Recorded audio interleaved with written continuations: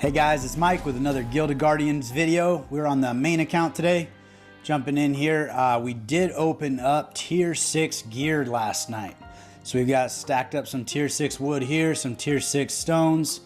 We need to do some steel and start working through. We almost have enough leather here to get Drizda outfitted with a new piece of gear. Although that's just probably going to be epic, so we got to get 3 of them. But we're rolling through here and doing pretty well. This is a very slow process. So I went through all of my material yesterday and I made 2 pieces of tier 6 gear. So we got that guy there. I'm gonna bring him on in here. And when I get started, I typically start with the helmet and get my defense up first. I feel like damage will come with time, but you definitely want to be more survivable. So I usually start with the helmet and then the chest plate, then move to the boots and then to the weapon last. Although Drizda is a damage dealer for me, so it could make sense to start with her weapon, but I feel like she's probably hitting hard enough already. And we did not get lucky, but there is our T6 helmet. We just need 2 more and we can fuse them into something that's usable.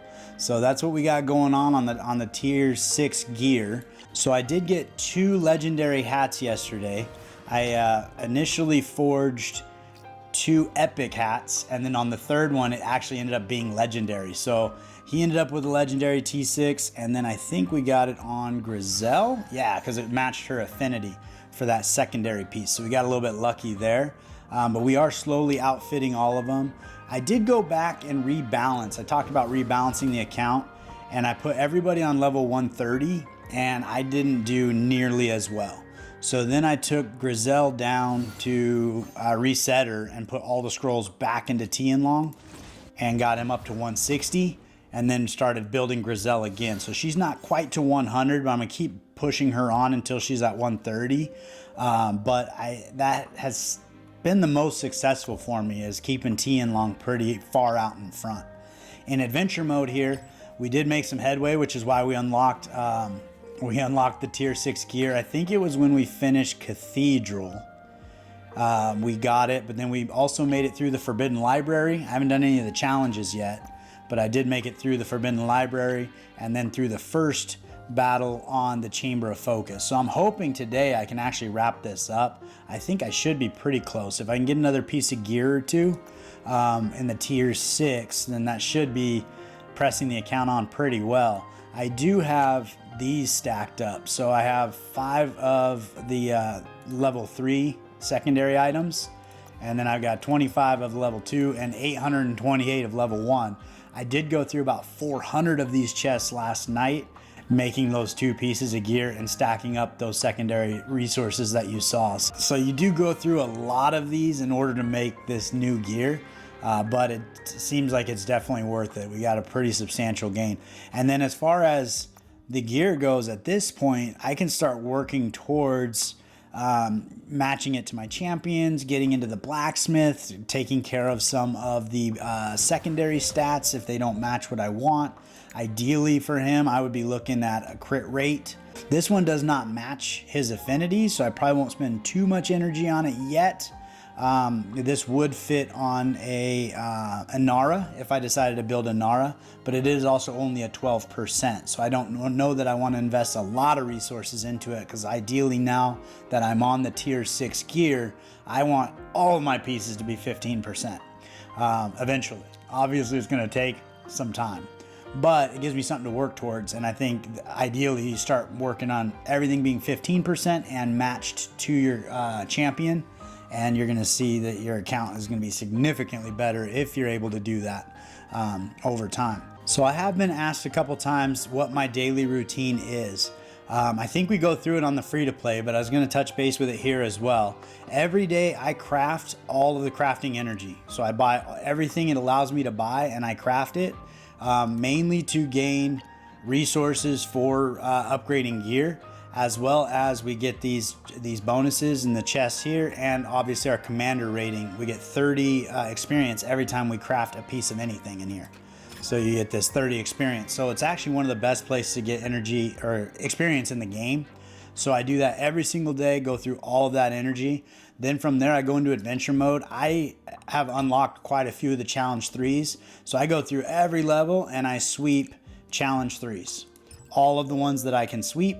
And then from there, if I have a few energies left, I actually use those typically to press the account along if I feel like there's a battle I can win.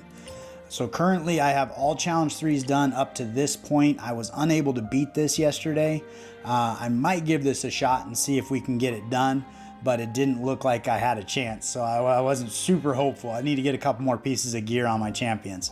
But that is where I'm at there. And then we saw where I was in the circle in here. So I got all the way through Forbidden Library and I'm on to the Chamber of Focus. So I might be able to get through some of these levels. I did try this one yesterday and I failed, but I did have a really bad cursed room that was reflecting magic damage and it killed my TianLong. At least if I remember correctly. That might have been the other one that was reflecting magic damage, but I remember there being a bad rune or a bad curse that got me yesterday. All right, so I just jumped into my immutable passport with the wallet. The GOG tokens, if I won any, which I don't know that I did, have not been deposited yet. So if we take a peek in endless mode here and the leaderboards have started over and refreshed. So I'm assuming that these leaderboards are the ones that we're gonna see the GOG tokens granted, but it's also saying it's gonna be over in 5 days. And then when you come out here and you go into rewards, like the rewards aren't resetting for another 12 days. So I'm not entirely sure when they're planning on issuing those GOG tokens, but hopefully we'll find out. And I'm kind of hopeful that maybe even on the free to play, we might have gotten a couple GOG tokens. But if we did, they're not in the account yet. So that is something to just keep an eye out for. As we go into the marketplace here, these are the characters, the active NFTs I have on my account. So you can see this is the Acquirist that I use in game, Enlightened 8, Radiance level 1. And her value is what they're saying is $14.77. My Atticus is valued currently at $34.77, and he's Enlightened 1, Radiance level 1. So there is some value in these characters. I did max out my Durizda with her Enlightenment level 10, Radiance level 2. She's apparently worth $23. So that's kind of fun. So as I'm playing with these characters over time, they may become worth more and more, or they could become worth less and less. It depends on how the market is going. So currently, as we browse the market, it seems that the Guardians price have been coming down. These guys used to sell for probably about $2.20 or so. So they've been basically cut in half for all your rare characters. Here's a warrior Yalmar selling for $1.25. That's actually a pretty good deal. Warrior Akubo at $1.45. So the rare characters, they are selling as far as in the market. You can see them here. Activity, you'll see that people are selling. All the champions sell. Here's some Durizdas. So you got somebody is buying up a bunch of Durizdas right here, probably trying to enlighten, get them up to level 10. They picked up an elite Durizda for $25, and then they spent $5 and change on all these guys. So it may be the same person, it may be different people, but a lot of times when they sell, they'll sell multiple copies all at the same time because somebody's trying to build and enlighten a copy of that character. So here's a Phoenicia that sold for $153. That was 4 minutes ago at Enlightened level 5, Radiance level 0. So just a bare bones Phoenicia right there, which is pretty fun. You see Zol's in here. He sold a couple copies of him, as well as Yalmar. He's got a couple copies, Herc. So even the rare characters do sell. And this is all within the last 6 minutes. So from here up is all in the last 6 minutes. So there is activity in the market. The price points for specific characters is still lucrative. But for the characters that I have, I think I'd have to drop the price a little bit too much to get into to where we're at. But you can see this dip going on right here in that final few days. We hopefully will see that kind of rebound and come up a little bit, but it just depends. I think if we scroll down here, we'll see how far down my Yalmars are for sale, assuming I have some. Yeah, there they are. So I have 2 Yalmars down here for sale for $2.06.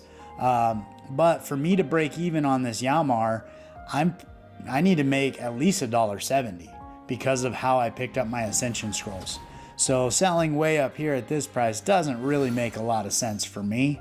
At a certain point, I probably will have to cut losses and just do the best I can to recoup some. But I'm being way more strategic about who I am ascending at this point. But when we see dips in the marketplace like this, I do like to look at some of those founder characters because I think there's a little more telling about the health of the market. So if we take a look at Leah here, for example, she's selling currently at 313. And if you look at her price, it has bottomed out and it's starting to kind of climb. And that tells me that there is a little bit of health here in the market, that the supply and the demand is leveling out versus this steady decline that we've seen over the last month or so. So that to me is reassuring, and I think that it will be healthy for the market to see some of these founder characters start to climb up in value a little bit, and I think that might trickle down into the epics and the rares. So with more players in the game, every single day there are going to be more and more and more of those rares and the epics that are in game. So theoretically that should push their prices down, but at some point they might get cycled out, or there might be a bigger pool, in which case people aren't pulling them quite as frequently, and their value could kind of come up or come down. There also could be aspects of the game that open up where all of a sudden Ferulia is a great advantage to the team, and all of a sudden people start buying her up, or Yalmar or somebody else. So it just kind of depends, but you kind of keep your finger on the pulse and see what's going on. But you can kind of get lost in here, spend some time. It's pretty fun. If you can browse in here, you can see the other things that are for sale.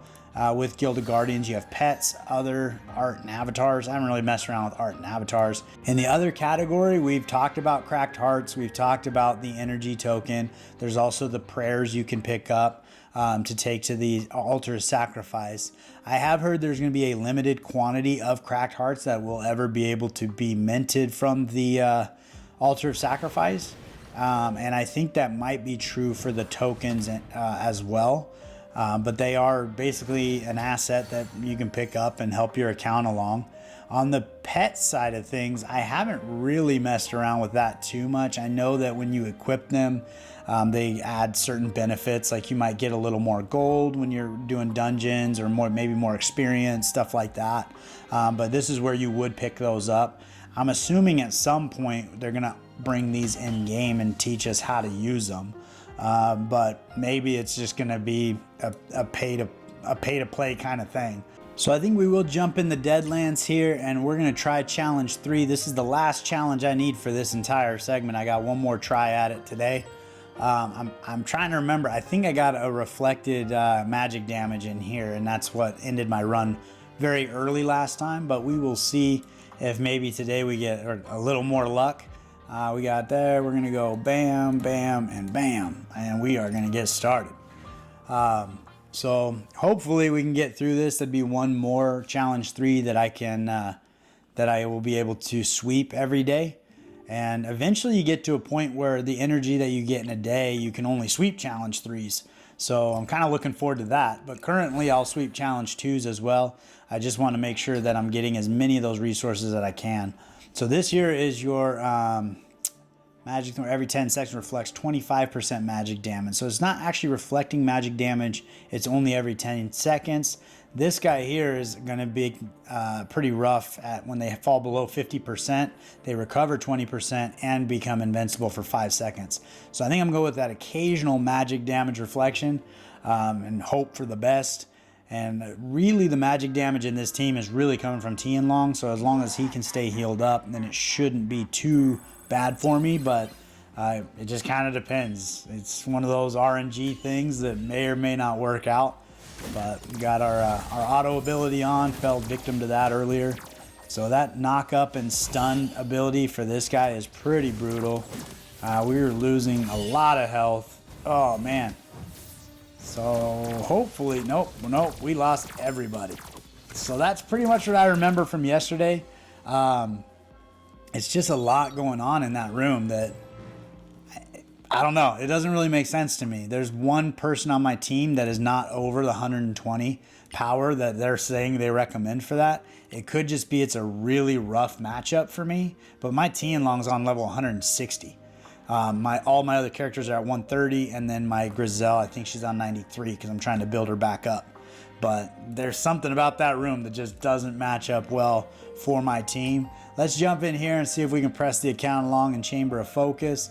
I'm gonna get my team going, and we'll bring you in when we start to struggle. All right, so we are on to the 10th room. I did lose Tuskrog in the last room here, and Griselle's hanging on by a thread. If I can get through here, I will be able to bring Tuskrog back.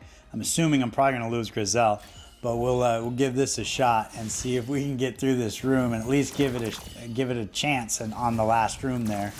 TianLong does occasionally clear a room by himself.